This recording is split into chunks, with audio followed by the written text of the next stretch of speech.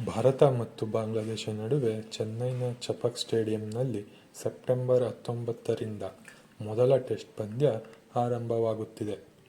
ಈ ಪಂದ್ಯದ ಸಲುವಾಗಿ ಭಾರತ ತಂಡದ ಎಲ್ಲ ಆಟಗಾರರು ಚೆನ್ನೈನ ಚಪಕ್ ಸ್ಟೇಡಿಯಂನಲ್ಲಿ ಅಭ್ಯಾಸ ನಿರತರಾಗಿದ್ದಾರೆ. ಪ್ರಾಕ್ಟೀಸ್ನಲ್ಲಿ ವಿರಾಟ್ ಕೊಹ್ಲಿ, ರೋಹಿತ್ ಶರ್ಮಾ ಮತ್ತು ಇತರ ಆಟಗಾರರು ಸಹ ಪಾಲ್ಗೊಂಡಿದ್ದು, ವಿರಾಟ್ ಕೊಹ್ಲಿಯು ಸತತವಾಗಿ 1 ಗಂಟೆಗಳ ಕಾಲ ಬ್ಯಾಟಿಂಗ್ ಪ್ರಾಕ್ಟೀಸ್ ಮಾಡಿರುತ್ತಾರೆ.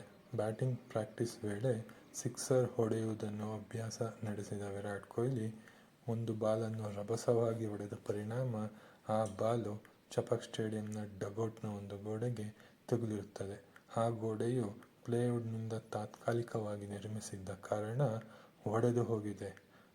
ಈಗ ಆ ವಿಡಿಯೋ ಮತ್ತು ಫೋಟೋಗಳು ಆನ್ಲೈನ್ನಲ್ಲಿ ಸಾಮಾಜಿಕ ಜಾಲತಾಣದಲ್ಲಿ ವೈರಲ್ ಆಗುತ್ತಿದೆ.